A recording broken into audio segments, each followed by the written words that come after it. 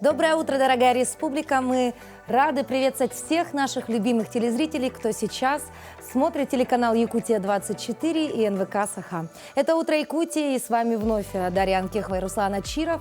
И сегодня вторник, а значит, до долгожданных майских праздников остается все меньше и меньше, поэтому мы с огромной радостью сегодня хотим встретить это утро с вами, ну и, конечно, поговорить о самом важном и интересном. Вчера, понедельник, мы объявили, да, на правах ведущих самым веселым днем, да, несмотря на то, что это тяжелый день. Вот. Ну, а сегодня давайте порассуждаем о втором рабочем дне недели. Оказывается, со вторником связано очень много интересных фактов. Например, вторник считается самым производительным днем недели. В Греции люди опасаются вторника 13-го, а самым популярным днем рождения малышей считается именно вторник. Если переводить слово «вторник» с армянского языка, то дословно оно означает 3 дня от субботы. С японского языка вторник переводится как «день огня». А еще этот день недели очень богат на приметы. Так, к примеру, во вторник запрещено давать деньги в долг. Также ни в коем случае нельзя стирать белье во вторник. А также считается этот день благоприятным для тех, кто отправляется путешествовать. Ну а если курам, если вдруг у вас есть куры, немного бросить риса во вторник, то они начнут хорошо нести яйца. А также во вторник утром главное не встретить на улице левшу, потому что это сделает день неудачным. Ну а чтобы безупречно выглядеть женщинам, во вторник лучше всего надевать красное убранство. Ну, да. То есть интересно, то есть либо кур покорми рисом, либо в красное одеяние. И главное не встретить левшу. Ну, а мы желаем, да, чтобы для вас вторник оставался просто вторником, в котором самое главное, чтобы все складывалось хорошо. Но вот что мы подготовили сегодня в нашем очередном выпуске, давайте мы сейчас вам вкратце расскажем. Ну, сегодня обязательно мы научимся говорить правильно и узнаем еще одно слово вместе с Анной Шкатуляк. Узнаем подробности нового анимационного 3D-мультфильма «Бык холода», премьеру которого увидим уже 27 апреля. Отправимся в детский сад поселка Лебединый Алданского района, а также поговорим о фестивале финансовой грамотности вместе с гостей в нашей студии. Ну а сейчас предлагаем продолжить наш выпуск и узнать, какая погода за окном. В центральных районах температура воздуха на 6 часов утра была на отметке минус 3 градуса. В Заречной группе 1,4 градуса со знаком минус. В южных районах до 7 градусов ниже 0. В Вилюйской группе 3,9 градусов мороза, в Нижнеленских до минус 3. В западных районах 6-10 ниже 0. В Колымо-Нагирской группе Лусов до плюс 2, в Янских районах 8-11 ниже 0. На северо-западе до минус 24. В Якутске температура воздуха на 6 часов утра была на отметке минус 3 градуса. Атмосферное давление 744 миллиметра ртутного столба. Ветер западный 3 метра в секунду. Сегодня днем небольшой мокрый снег, ветер северо-западный 4,9 метров в секунду. Температура воздуха ожидается до плюс 3 градусов. Ну а, кстати, сегодня, 25 апреля, отмечается День финансовой грамотности. Управлять личными и семейными финансами, стать грамотным инвестором, не попасть на уловки финансовых мошенников и как стать предпринимателем, со всем этим подробно и достоверно можно было ознакомиться на 4-м фестивале финансовой грамотности, который завершился в прошлую пятницу. Для тех, кто пропустил, возможно, Руслан, этот фестиваль и не знаю, да, почему он состоялся, что там было и так далее, мы предлагаем посмотреть наш познавательный сюжет.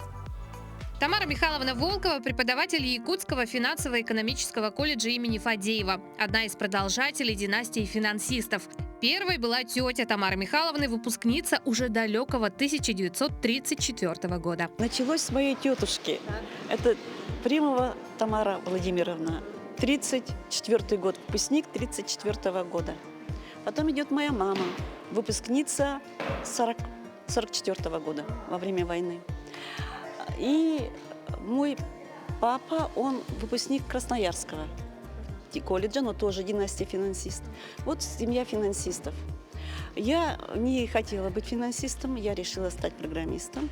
Но, я говорю, судьба мистическим образом повернулась таким образом, что я работала программистом в Госплане Республики Саха-Якутия.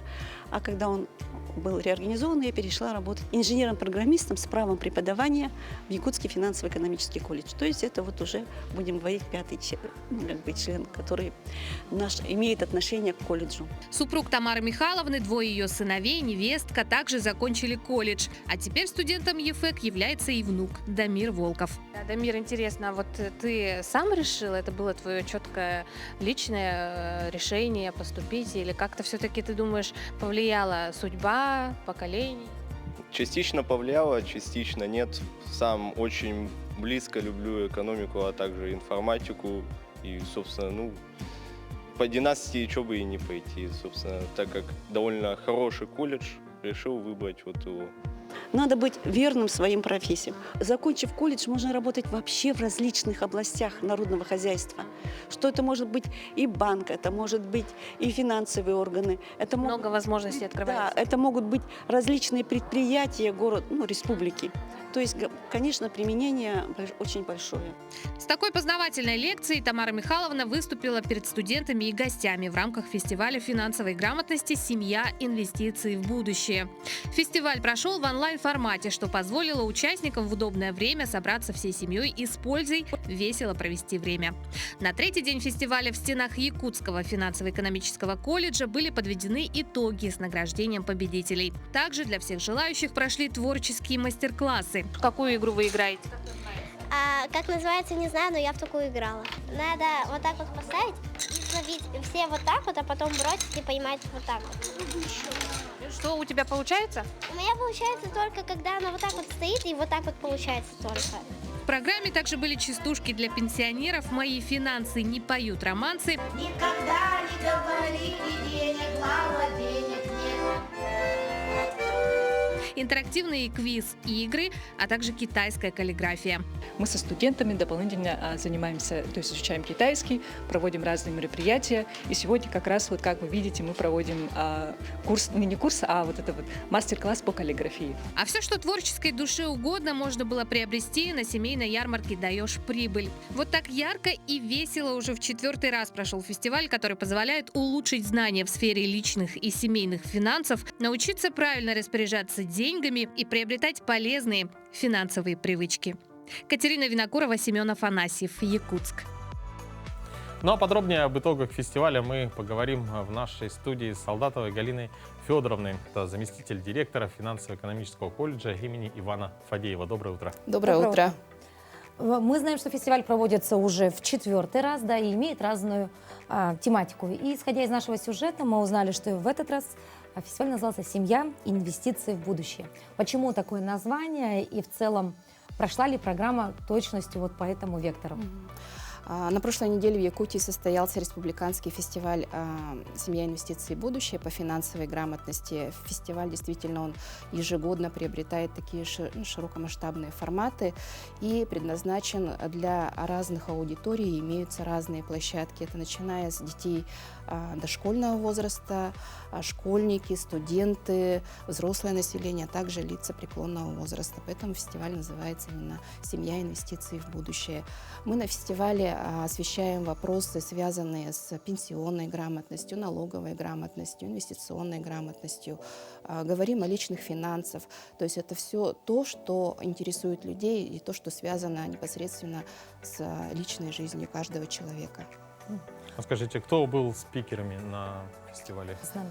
На фестивале было очень много спикеров. Это были специалисты практики, которые действительно работают в различных отраслях. Это сотрудники Социального фонда России, сотрудники с налоговых служб, с Управления федерального казначейства, с Министерства финансов.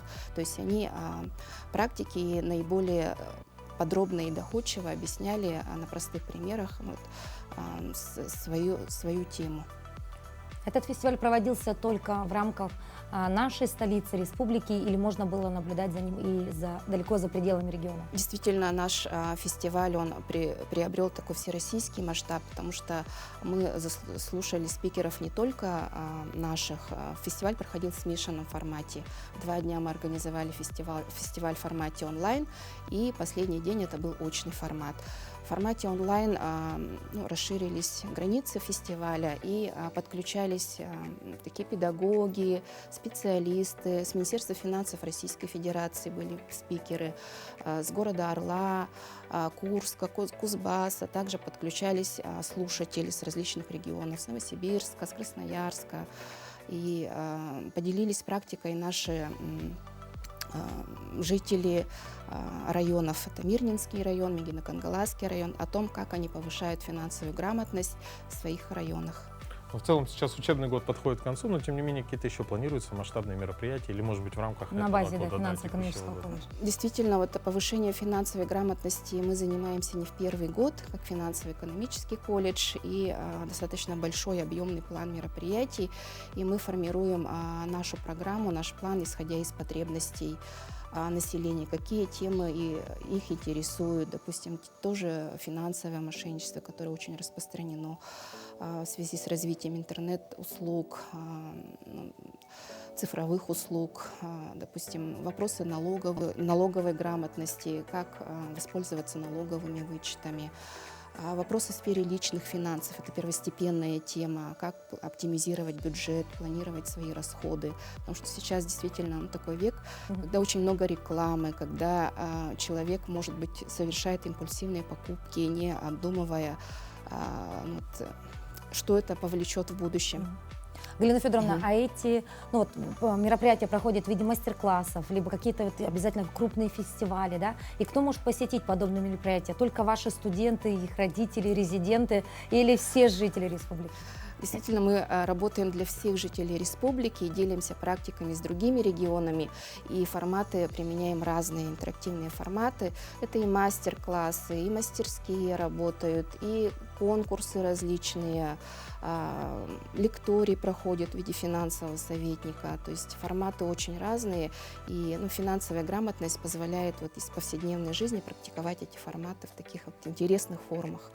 И хотелось бы сказать, что финансово-экономический колледж скоро у нас приближается пора абитуриентов, и мы приглашаем наших школьников, абитуриентов к поступлению. У нас будут реализовываться такие специальности, как банковское дело, экономика и бухгалтерский учет по отраслям, финансы и коммерция по отраслям. Да, Галина Федоровна, большое вам спасибо за интересную беседу. Я думаю, что чтобы в дальнейшем также проходили такие интересные события. Вы мне сейчас рассказываете, я чуть-чуть жалею, что там не побывал, да? То есть финансовая грамотность, это независимость, это... Я Руслан, совсем чуть-чуть не пожалею, потому что я являюсь выпускником финансово-экономического колледжа и прекрасно знаю, как там хорошо и, самое главное, как много полезной информации можно получить там.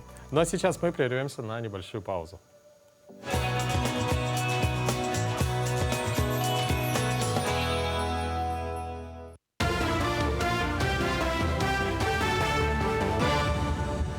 Доброе утро, Якутия. Последние новости к этому часу.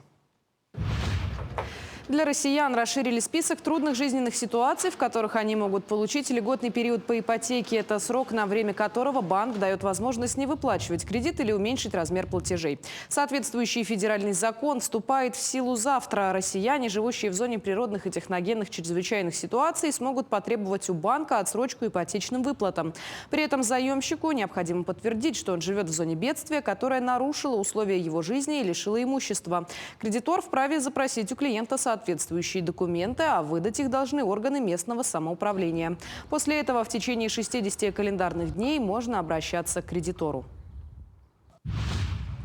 Правительство дополнительно направит более 60 миллиардов рублей на строительство соцучреждений и объектов транспортной инфраструктуры. Эти средства предполагается использовать для строительства, реконструкции и капитального ремонта медицинских, образовательных и культурных учреждений, а также объектов транспортной инфраструктуры. Кроме того, финансирование должно помочь в завершении работ на федеральных и региональных объектах. В частности, речь идет о строительстве комплекса общежитий для студентов Сибирского федерального университета в Красноярске, реконструкция аэропорта Усть-Камчатск в Камчатском крае, а также строительстве и реконструкции участков автодорог Байкал, Лена, Колыма и Кавказ. Шествие бессмертного полка пройдет в новых форматах. В этом году в стране принято решение не проводить традиционное шествие. Все жители нашей республики и страны могут стать участниками акции в 4 форматах без традиционного шествия. Например, размещая портреты героев на одежде, в бейджиках или даже на автомобилях. Напомним, на сайте Полк.РФ уже сейчас можно подать документы и фотографии для того, чтобы стать участником акции онлайн в День Победы 9 мая. Мы предлагаем в этот священный для нас день всем автолюбителям повесить фотографии со своими героями на своих машинах. Вот. Второй формат – это можно носить одежду с портретом своего героя в течение этого дня. Третий формат – это формат для тех людей, которые будут работать в этот день. Для них мы предлагаем сделать бейджи, двусторонние бейджи, где будут портреты героев. Вот. Ну и четвертый формат, который уже вошел в нашу жизнь во время пандемии, это онлайн-формат, онлайн-шествие, которое будет отдельное для каждого федерального округа. В Арктическом государственном институте культуры и искусств работает международная молодежная конкурс-выставка «Микрографика-2023. Мета-Ям». На ней представлены работы преподавателей института, студентов и молодых художников из России, Монголии и Киргизии. Темой выставки стало внутреннее состояние человека. До этого подобная выставка открывалась в пандемийное время, и вот спустя 2 года мир микрографики призывает любителей рисунков малых форм. Победителей выставки определили в 3 номинациях: юные художники от 16 до 18 лет, студенты-художники СПО и вузов и молодые художники до 35 лет. Стартовала республиканская олимпиада под названием «Память бессмертна». Организатором мероприятия выступает Музей музыки и фольклора народов Якутии. Олимпиада будет проводиться в онлайн-формате. Все вопросы олимпиады будут о вкладе Якутии в победу на Великой Отечественной войне. Заявки на участие принимаются до 5 мая. Скоро вся страна будет отмечать День Великой Победы над фашизмом. А 9 мая является символом справедливости, добра и гуманизма. Советуем обратить внимание на вопросы о снайперах. Федоре Охлопкове, Иване Кульбертинове и Егоре Петрове. Сколько на их счету было поверженных противников, что было характерно для каждого из них. С положением можно ознакомиться на сайте музея.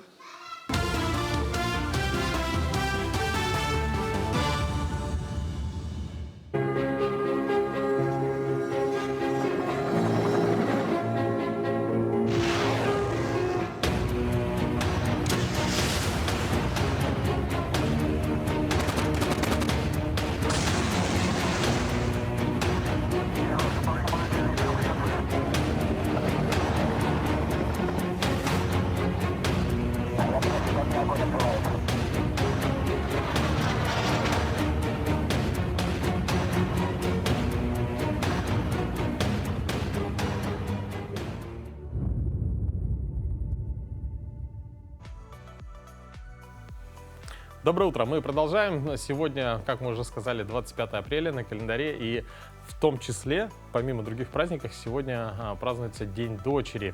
Вот этот праздник продолжает череду вот таких вот славных праздников, которые связаны с сегодняшним днем. Да, Руслан, я знаю, что у тебя растет потрясающая дочка, поэтому я думаю... Даже 2? Даже 2. Поэтому у тебя отдельно с праздником. Да, и Даша, у тебя тоже дочь. Да, я думаю, сегодня будет повод у многих родителей просто вспомнить о том, что милее и краше дочери нет никого, особенно для папы, но и мамы в том числе. Поэтому еще раз обнимите своих дочек, поцелуйте и скажите, какие они прекрасные. С праздником всем дочерей! Да. Ну, а какие еще праздники сегодня связаны с датой сегодняшнего дня? Давайте узнаем в следующей рубрике.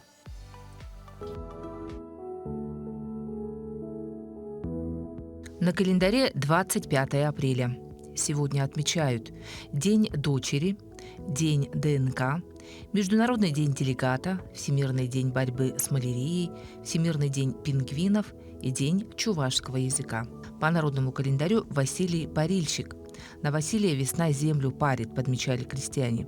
Охотники были уверены, что в этот день медведь, вышедший из берлоги, прячется в кустах, поэтому по лесу нужно было ходить со всей осторожностью. Этот день в истории. В 1792 году Во Франции введена казнь при помощи гильотины. Установленное на площади устройство в тот же день, 25 апреля, успешно выдержало первое испытание, отрубив голову разбойнику с большой дороги Николя Жак Пелетье. Применение гильотины было запрещено лишь в сентябре 1981 года, когда во Франции была отменена смертная казнь. В 1895 году в этот день подписан указ об учреждении Русского музея императора Александра III, ныне Государственный русский музей. Сегодня Русский музей – крупнейшее в мире собрание русского изобразительного искусства. Один из крупнейших центров культурно-просветительской и научно-методической работы, курирующий деятельность 260 художественных музеев России. В 1934 году принято постановление о переводе Академии наук Советского Союза в Москву. Решение о переводе из Ленинграда в Москву было принято с целью дальнейшего приближения всей работы Академии наук к научному обслуживанию социалистического строительства. В 1942 году, ровно 80 лет назад, основан Московский монетный двор Госзнака. Сегодня Московский монетный двор – государственное предприятие, работающее в системе Министерства финансов России. С 1995 года предприятие входит в состав объединения Госзнак. Основные заказчики продукции предприятия – Центральный банк России, российские министерства, ведомства, крупные корпорации, а также частные лица. В 1945 году в этот день завершилась Восточно-Прусская стратегическая наступательная операция советских войск. В ходе нее были проведены Инстербургская, Млавско-Эльбинская, Хейльсбергская, Кёнигсбергская и Земландская фронтовые операции. В результате за 3 с небольшим месяца части Красной армии прорвали фашистско-немецкую оборону и вышли к Балтийскому морю. В этот день родились Гульельмо Маркони, итальянский радиотехник и один из изобретателей радио, нобелевский лауреат. Семен Буденный, советский военачальник, герой гражданской войны, маршал Советского Союза. Василий Соловьев-Седой, советский композитор-песенник, народный артист Советского Союза. Элла Фицджеральд, американская джазовая певица. Арутюн Акопян, советский российский артист эстрады, фокусник, народный артист Советского Союза. Юрий Яковлев, советский российский актер театра и кино. Аль Пачино, американский актер театра и кино, режиссер, продюсер. Владимир Жириновский, советский российский государственный и политический деятель. Владислав Третьяк, советский хоккеист, трехкратный олимпийский чемпион, общественный деятель России. Именины сегодня у Василия, Давида, Ивана, Марии, Марфы и Сергея. Не так давно наша телекомпания побывала в поселке Лебединый Алданского района, где посетила местный детский сад «Золотой петушок». Вот уже как 95 лет в поселке стало реализовываться дошкольное образование. Чем сегодня живут юные лебединцы, узнаем в нашем следующем сюжете. Детство – это удивительная пора в жизни каждого человека, а дошкольный возраст является особенно важным и ответственным периодом в жизни ребенка, ведь именно в этом возрасте формируется личность и закладываются основы здоровья. Исторические факты свидетельствуют, что первое дошкольное учреждение в поселке Лебединый Алданского района появилось вскоре после образования самого поселка в далеком 1928-29 году. Поселок рос и развивался стремительно. Рост промышленности способствовал увеличению притока населения в поселок. Тесно становилось детворе в деревянном старом здании. В марте 1988 года свои двери распахнуло новое трехэтажное здание детского сада, которое было построено по современному проекту. Сразу 240 счастливых ребят получили здесь возможность полноценного эстетического и физического развития. В настоящее время в дошкольном отделении функционируют 3 возрастные группы. С года до 3, с 3 до 5 и с 5 до 7 лет. Ребята получают полный спектр воспитательно-образовательных услуг. С ними занимаются специалисты высокого уровня, с высшей категорией, с высшим образованием. У нас есть возможность принимать детей с раннего возраста до года, 10 месяцев, 12. Мамочки могут с полной уверенностью отдать нам своих малышей, чтобы целый день со спокойной душой трудиться. Детский сад в поселке Лебединый – это центр культурной жизни для воспитанников и их родителей. Здесь работают педагоги с большим стажем, трудолюбивые, творческие и ответственные люди. К каждому ребенку они относятся с уважением, прислушиваются к его индивидуальным особенностям, внимательно изучают и знают каждую семью, ее духовные и интеллектуальные возможности. Наши воспитанники ежегодно принимают участие во всероссийских, республиканских, муниципальных конкурсах, успешно участвуют, занимают призовые места, становятся лауреатами. Например, совершенно недавно мы принимали участие в международном фестивале творчества «Бриллиантовые нотки», где наши ребята стали лауреатами 3-й степени. Детский сад «Золотой петушок» – это волшебная страна детей поселка Лебединово. Это ребята с удивительно чистым восприятием жизни. Они гораздо чаще взрослых подмечают в сложном простое. Что такое любовь? Ну, любовь, когда ты кого-то любишь, обнимаешь, помогаешь, ну, еще прощаешься, приходишь, потом идешь, покупаешь и так, ну, обнимаешь там, конечно, там разговариваешь. Это когда тебя любят, тебя уважают. Это когда тебе дают подарки. Это когда женится, пала, мужики девушками. Он ей что-то красивое дает. Она его обнимает, целует. Так и живет детский сад с красивым названием «Золотой петушок», который сразу настраивает на радостный лад, вызывая самые светлые и добрые чувства. Наша съемочная команда на славу поработала в поселке Лебедином и Ленинском. И Руслан Очиров был также в составе этой группы. Мы привезли огромное количество материала и поэтапно, постепенно обязательно будем выдавать их в рамках нашей программы «Утро Якутии». От всей души передаем пламенный привет всему Алданскому району. Встретили нас, знаешь, с огромной душой, и мы до сих пор остаемся под впечатлением. Абсолютно согласен. И такое большое количество творческих и очень интересных людей я встретил за эту поездку. Но мы продолжаем. У нас утро. И о чем вы мечтаете с утра? Проснуться от ласковых лучей солнца, неспешно заварить себе чашечку кофе и насладиться вкусным пирожным эклером. Кстати, один из самых популярных десертов в мире эклер имеет свою историю появления на свет. Его секрет, да, и притягательность заключается не только в великолепном и необычном вкусе.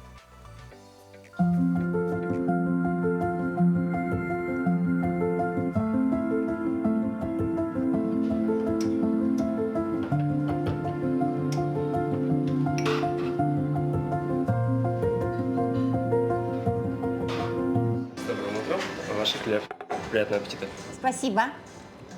Доброе утро, дорогие телезрители. Наверное, сегодняшний наш разговор заинтересует особенно сладкоежек. Действительно, кондитерские изделия радуют нас не только своим вкусом, но и красивым видом. А их названия также интересны, как и история возникновения лакомств. Эти вкусняшки, как сейчас принято в разговорной речи, появились в русском языке из разных языков. Наверное, каждый советский школьник был рад сладкой трубочке из заварного теста, наполненной кремом, у которой было очень красивое иностранное название – эклер. Слово «эклер» имеет французское происхождение. И с французского языка оно обозначает «молния» или «удар молнии». Существует несколько версий. Одна из них очень достоверная и очень интересная. О чем же она гласит? Дело в том, что Виктор Баптистен Сен-Сен принял командование в 1891 году прекрасным французским военно-морским торпедным катером. Катер выиграл очень много побед. И до сих пор неизвестно, то ли катер назвали в честь пирожного эклер, то ли пирожное получило название в честь этого торпедоносного катера. Кстати, у слова «эклер» есть еще одно значение, совершенно не кондитерское. Словом «эклер» называют вид, особый метод съемки анимационных мультипликационных фильмов, когда кадр за кадром прорисовывают реальный фильм с реальными актерами и декорациями. Давайте говорить правильно. Всего доброго!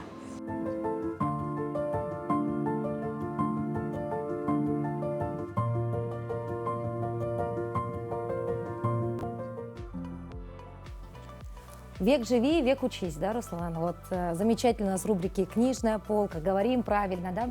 Именно благодаря, возможно, вот таким новостям с утра пораньше, возможно, это отложится у нас в памяти, и в следующий раз ты уже можешь блеснуть информацией, откуда появилось слово «эклер» перед своими друзьями. А почему бы нет? Да, абсолютно верно. Но идеальным проводником послужит тому, кто начинает знакомиться с историей искусства, книга Сьюзен Вудфорд. Как часто нам хочется понять природу, глядя на картинную живопись. Автор книги пишет с глубоким знанием дела, с чувством и остроумием, по существу и без лишних сложностей. В ее тексте затрагиваются и раскрываются такие темы, которые расширяют кругозор любого читателя. И не только новичка. Книга «Как смотреть на картины» убедительно доказывает, что можно учиться, получая удовольствие. Подробнее в нашей книжной полке. Доброе утро! Сегодня в рубрике «Книжная полка» мы поговорим с вами о книге, которая называется «Как смотреть на картины» от Сьюзен Вудфорд. Структура этой книги повторяет построение лекционного цикла. Текст делится на 13 глав, каждая из которых на конкретных и не самых банальных примерах раскрывается не какое-то течение или явление, а радикально разные способы взгляда на картину. В этой книге очень много того, что вызывает сильный шок, а точнее шок, который способна спровоцировать лишь история об искусстве. И нужно отдать должное автору, ей это прекрасно удается без злоупотребления скандальными сюжетами в виде отрезанного уха Ван Гога. Эта книга абсолютно точно понравится любому взрослому, особенно тем, кто скептически относится к искусству в общем и целом и к современному искусству в частности. Язык здесь ясный, простой и не перегружен узкоспециальной терминологией, оттого читается достаточно легко и, можно сказать, даже шустро. И последнее. В общем-то, как же смотреть на картины? Внимательно смотреть, ничего не упускать, все взвешивать на весах внимания, обращать внимание на игру красок, на цвет, на формы, на все предметы. Хорошая картина заслуживает того, чтобы смотреть на нее долго. А все-таки как смотреть? Представлять, что случилось до изображенного момента, что случится в последующие минуты, если вдруг полотно оживет, и представлять, что картина художника — это личное сообщение для тебя. Я желаю вам приятного чтения и учитесь правильно смотреть на картины. До новых встреч! Ну а 27 апреля телезрители национальной вещательной компании «Саха» увидят 3D-мультфильм «Бык холода» на якутском языке с русскими субтитрами от анимационной студии «Тундра». Впервые в истории якутской анимации создана настолько качественная 3D-анимация, отвечающая стандартам самых известных анимационных студий мира. Инициатор и основатель студии «Тундра» Александр Охлопков. На данный момент он проживает в Новой Зеландии, в связи с чем мы устроили с ним телемост. Слово нашей коллеге Катерине Винокуровой. Доброе утро, и прямо сейчас с нами на связи по скайпу Александр Охлопков, основатель студии «Тундра». К слову, студия была создана летом прошлого года, и первой работой студии «Тундра» стал короткометражный 3D-мультфильм под названием «Бык холода». Этот мультфильм мы увидим уже в этот четверг, 27 апреля, в праздничный день, в День Республики, на телеканале НВК «Саха». Александр с нами на прямой связи из Новой Зеландии. Александр, доброе утро. Утро. Я знаю, что у вас, мы немножко отстаем от вас, да, на 3 часа, но тем не менее у вас все еще утро, да? Ага. Ну и давайте перейдем непосредственно к основной теме нашего разговора. Это мультфильм «Бык холода». Вот расскажите, как пришла идея и почему именно о нашем быке вы решили снять мультфильм? Идея мультфильма пришла из желания создать мультфильм на якутском языке, чтобы развить индустрию анимации в Якутии и чтобы дети могли смотреть со своими семьями контент на якутском языке, со своей культурой. Александр, мы знаем, что вами была создана, привлечена большая команда профессионалов, да, вы и сами, не постесняюсь, да, перечислить, сотрудничали с такими компаниями, как Universal, Disney, Netflix, Nickelodeon, да. Расскажите о своей команде, кто это, что это за люди. У меня очень талантливая команда. У нас, получается, специалисты в основном из Якутии, и те люди, которые вот работали в своей карьере, например, с паровозом на полнометражных мультфильмах, и потом есть еще специалисты, которые я уже в ходе своей карьеры работал, и вот с Диснея, Союз мультфильма, и еще много специалистов, которые сейчас в Якутии находятся. А вообще, сколько ушло времени на создание мультфильма? Знаем, что это очень кропотливая работа, да, такая? Да, 3D-анимация — это все-таки очень трудоемкий процесс. И мы начали продакшн в сентябре прошлого года. Вот, и, в общем, у нас ушло 8 месяцев на создание 8-минутного мультфильма. 8 минут, да, длится. Ну, Да. такое хорошее время, да, не слишком долго, да, есть на чем задержать внимание, наверное, да, и не затянуто, скорее всего. Ну, не терпится посмотреть, немножко не раскрывая всех тайн, конечно, о чем мультфильм и кто в главных ролях, да, кто озвучивал главные роли. Мультфильм рассказывает историю о том, как маленький мальчик Аял устраивается подмастерьем у старика, ледового скульптора, и познает искусство ледяных скульптур и знакомится со своей культурой. Вот. Старика нам озвучивал заслуженный артист Петр Баснаев, а мальчика Аяла мы нашли через кастинг в социальных сетях. Ну и мы знаем, что ваша студия на этом не собирается останавливаться, да? Вы вот планируете как раз вот с национальным колоритом на тематику вот национальной культуры продолжать снимать подобный продукт? Да, мы сейчас уже приступаем к следующему мультфильму. Вот, мы хотим сделать коллекцию из мультфильмов о зимней культуре Якутии. И вот серию продолжит мультфильм под названием «Мунха». Я знаю, что еще вы про национальный праздник Исэх тоже что-то там было такое, да, планируете? Да, было бы замечательно в будущем вот как-то вот показать Исэх тоже, потому что это самое как бы основное празднование в якутской культуре. Ну, как мы уже сказали, вы находитесь в Новой Зеландии. Расскажите, поделитесь с нами, чем вы еще заняты, чем занимаетесь вот помимо. Сейчас я в основном занимаюсь тундрой как бы полное время. Дистанционно, да? Да, дистанционно. И в основном занимаюсь, сейчас на фрилансе делаю работу арт-директора. Александр, ну и завершим наш разговор, да, напомним, что 27 апреля, уже в этот четверг, на телеканале НВК Саха мы можем все стать причастны, да, к первому проекту вашей студии 3D-мультфильм «Бык холода» 27 апреля. Александр, ну, кому необходимо посмотреть этот мультфильм в первую очередь? Как вы считаете? Я думаю, что это у нас получился семейный мультфильм. Было бы отлично, если дети могли посмотреть со своими родителями и со всей семьей. Вам спасибо большое. Знаем, что вы человек занятой, да. Спасибо вам за подключение. Конечно же, творческих планов, дальнейших реализаций. Ждем от вас новых продуктов.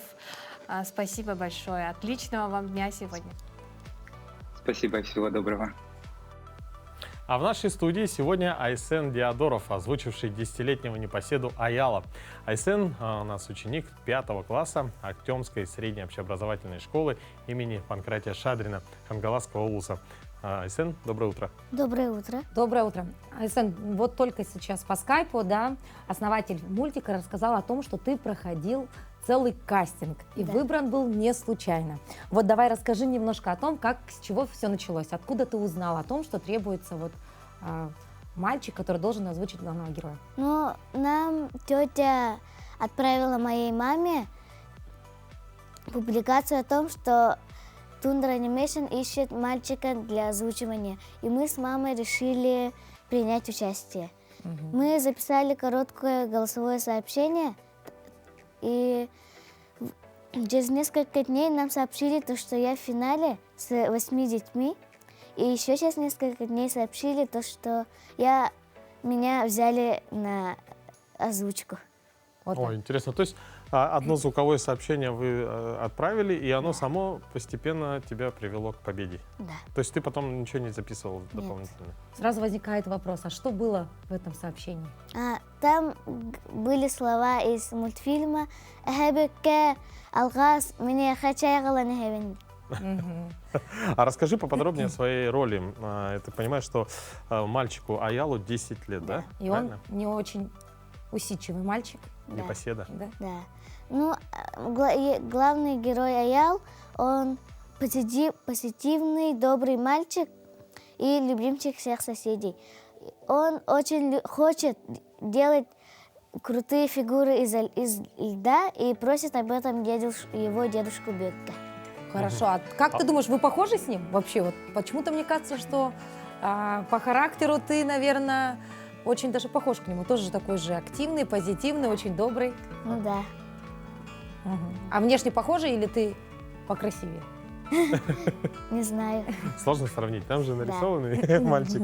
А расскажи, как проходил процесс работы, как вот происходила вот эта запись? Ну, сначала мы познакомились с Анной, это продюсер, и с Александром Охлопковым. В первые дни мы по скайпу тоже разговаривали, общались, тренировались. И я тоже дома тренировался по шотам. Дальше меня пригласили на студию звукозаписи, там, где первый день я записывал основные слова, а во второй уже мелкие звуки и мелкие такие тоже словечки. Словечки? Да. А текст-то сложно учить? Нет, я там читал. Ты читал, здесь удобнее, да? Да. То есть это не как в школе выучить стихотворение Александра Сергеевича Пушкина, да? Да. Здесь попроще будет Да. все. Хорошо. А кем ты мечтаешь стать в будущем? Я в будущем мечтаю стать программистом или связать свою жизнь с IT. IT. Молодец. Какой умный ребенок, а? Вы прям восхищаетесь же, да? А помимо, допустим, учебы, чем ты еще увлекаешься? Я увлекаюсь гаджетами, телефонами, умными станциями, часами и т.д. Еще я состою в школьном ансамбле Хомуса РЛ, и мы участвуем в разных конкурсах, фестивалях и ездим по разным городам России. Ой, то есть ты, получается, практически для тебя сцена это как, обычное дело, да? То есть, скорее всего, это помогло тебе, да, во время озвучки? Да. А был ли это твой первый опыт озвучивания мультфильмов или какого-либо видео? Да, это мой первый опыт, но в дальнейшем я тоже хотел бы принимать участие. Ну а если вспомнить вообще вот про вот эти 2 дня в звукозаписи, что тебя больше всего, может быть, удивило или восхитило, или, может быть, что навсегда останется в памяти? То, что мы записывали, это момент там, где я ем пирожок. В смысле, ты ел пирожок и одновременно записывал звук? Да. Ты знаешь, даже вот мы сидим, когда озвучиваем за кадром, не всегда можем такие проявить таланты. Есть и озвучивать. Да. Надо попробовать. А ты умеешь так, да? Да. То есть это было твой герой, да, получается, Аял кушал пирожок и разговаривал в это время. Ты должен изобразить было, как он кушает. Да. А можешь показать сейчас? Нужен пирожок. Так, я голодный, я сегодня не успел позавтракать. Скажи, как отреагировали твои друзья? Ты стал звездой, вот, допустим, или родственники? мне все? кажется, 27 числа он станет. Нет, ну вообще, ну он же показывал, наверное, нарезочки где-то, он же гаджетами-то пользуется, наверное, где-то уже запостил что-то, подсказал, рассказал, сказал, смотрите меня, я вот в мультике. Люди как отреагировали на это, одноклассники? Одноклассники отреагировали хорошо, круто, и родители тоже поддерживали меня. Немного у меня такой вопрос. Когда ты записывал в течение 2 дней, это уже, вот интересно, мультик рисуется до озвучки или после? То есть ты озвучивал просто текст, и тебе нужно было представить, да, как, что происходит на экране? Картинку Или ты уже видел? была картинка? Да, была такая 2D картинка. То есть Набросок. эскизы. Да. Я по этим эскизам озвучила. Слушай, это должна быть такая фантазия, то есть, да? Да. То есть ты должен представить, несмотря на то, что как бы не видишь основной конечный продукт. Мы сейчас предлагаем нашим телезрителям посмотреть небольшой тизер, что же ожидает наших зрителей 27 числа.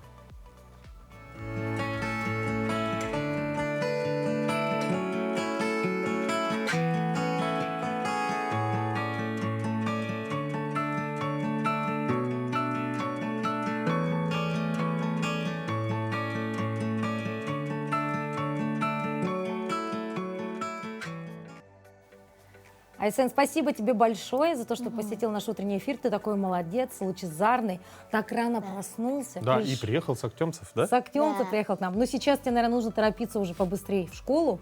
Я понимаю, что, конечно, звезд иногда отпускают от учебного процесса, но я думаю, тебе его нарушать нельзя, и обязательно бегом на уроки. Хорошо. Спасибо. Друзья, ну а мы напомним вместе с Айсеном, что 27 числа вы можете посмотреть первый 3D-анимационный мультфильм «Бык Холода» от анимационной студии «Тундра». Поэтому следите за нашими программами. Ну а тем временем на нашем телеканале «Якутия-24» продолжается свой масштабный проект, первый республиканский песенный проект «Вот это да». В минувшее воскресенье свое мастерство продемонстрировали вокалисты Алекминского района. Все они специалисты учреждений культуры. Кто-то поет для души и участвует в самодеятельности, а для кого-то вокальное мастерство стало профессией. В результате отборочного тура определился первый победитель, по мнению жюри. Им оказался Дмитрий Павленко. Всем привет! Меня зовут Павленко Дмитрий. Я приехал из Алекминска. Работаю в Алекминской детской школе искусств преподавателем. В свободное от работы время я пишу музыку и слова для нее.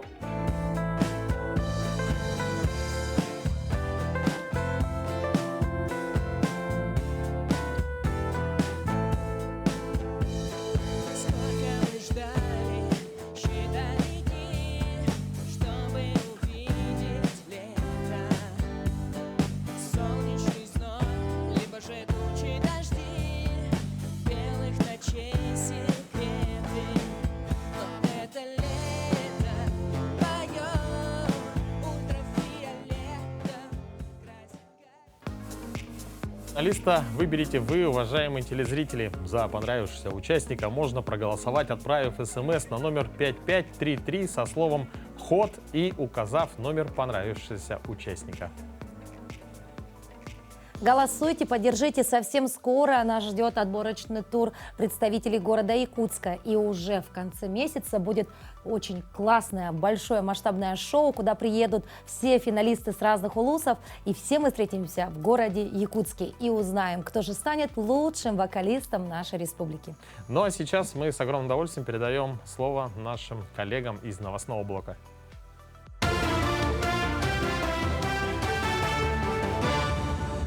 Мы продолжаем освещать самые заметные события. Доброе утро.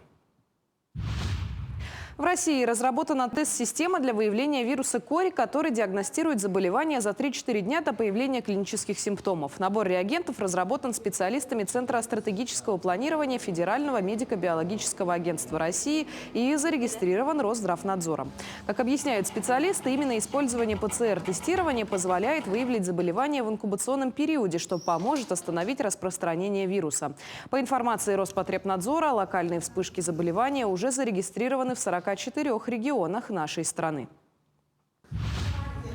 Своевременная диагностика – залог успешного лечения. В Якутскую республиканскую клиническую больницу поступил новый компьютерный томограф. Аппарат создан на основе передовых технологий, имеет 80-рядный детектор, который за один оборот делает 160 срезов. Грузоподъемность стола при этом составляет 220 килограммов. При необходимости сканирования бариатрических пациентов можно увеличить этот показатель до 300 килограмм.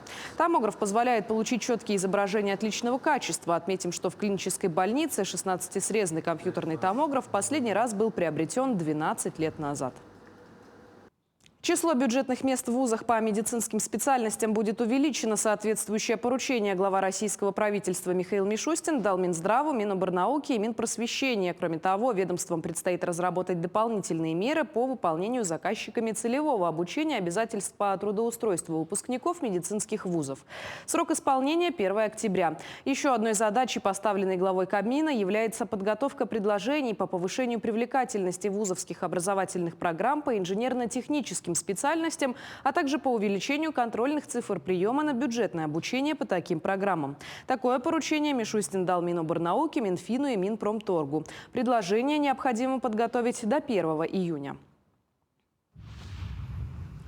Книги о видных государственных деятелях Якутии, научные труды, издания о историческом становлении государственности республики. С этими и многими другими значимыми событиями региона можно ознакомиться на выставке, которая подготовлена к празднованию Дня Республики.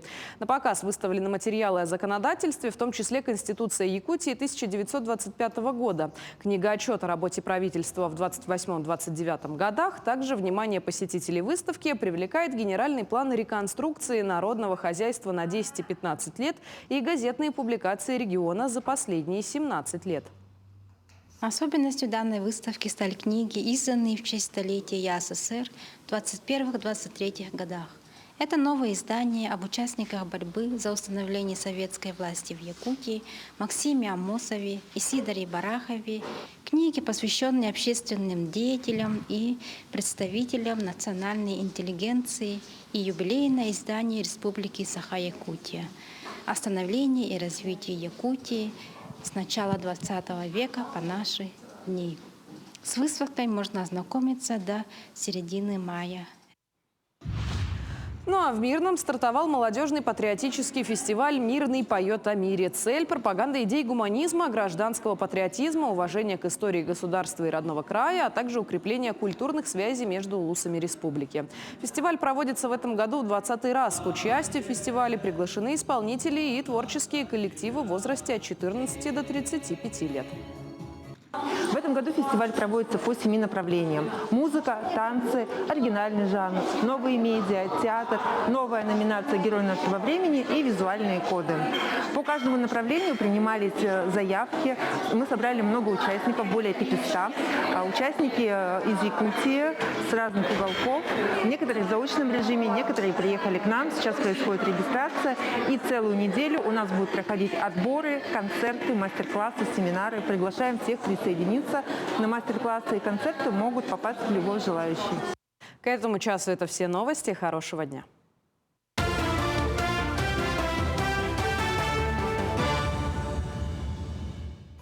Спасибо, Надежда, за новости. Ну, а, конечно, мы продолжаем наш утренний эфир. Мы желаем всем отличного начала этого дня. Сегодня у нас 25 апреля, вторник. Но и сейчас не лишним было бы напомнить о том, какая погода сейчас за окном. Да, мне кажется, это одна из самых главных новостей на каждое утро. Обязательно. Узнать, какая погода за окном. И есть ли снег. Да. В Якутске температура воздуха на 6 часов утра была на отметке минус 3 градуса. Атмосферное давление 744 миллиметра ртутного столба. Ветер западный 3 метра в секунду. Сегодня днем небольшой мокрый снег. Ветер северо-западный 4,9 метра в секунду. Температура воздуха ожидается до плюс 3 градусов. Знаешь, Руслан, мы встаем рано. И сегодня, выйдя на улицу, я опять увидела снег. Я только что хотел об этом сказать. Я вышел, смотрю, опять снег. Думаю, когда же? Нет, ты знаешь, сначала так видишь, радуешься, а потом, когда воспринимаешь всю эту информацию уже более конкретно, уже думаешь, ну что ж такое, да? Когда и у нас наступит весна в полной ее силе, да? Хочется уже и травы, и цветочков, и, конечно, песен, птиц, а у нас пока ничего этого нет. Но все будет, как было сказано вчерашним нашим гостям, что в центральных районах Якутии будет чуть-чуть выше температура, по-моему, если не ошибаюсь, на 2-4 градуса выше нормы. Поэтому, надеюсь, что цветы, подснежники скоро будут. Кстати, они уже где-то, по-моему, расцвели. Если я не ошибаюсь, где-то я видел в новостях. Ну, я тогда жду от тебя красивых... На нашей заставке. На нашей заставке они давно цветут. Но я думаю, ты же любитель искать эти цветы, делать красивые кадры. Я думаю, совсем скоро предоставишь нам свеженький материал с весенними цветами. Абсолютно верно, постараемся. Ну а в Риме, тем временем уже встретили первый день весны в саду роз Розетты Коммунали, который принял своих первых посетителей в этом году. Пятница для римлян стала первым негласным днем весны, так как сад роз Розетты Коммунали вновь открыл свои двери для посетителей. Каждый год открытие сада приурочено к особой дате – дню рождения Рима. В этом году местные жители отметили 2776 лет со дня основания итальянской столицы. На кадрах посетители всех возрастов наслаждаются великолепным красочным розарием, в котором представлено более 1200 видов роз со всего мира. Помимо розовых кустарников в саду также зацвели деревья сакуры и цветы азалии. Температура воздуха в этот день стояла по-настоящему весенней. Розетта Коммунали был построен по особой задумке. Его форма повторяет форму древнееврейского подсвечника миноры.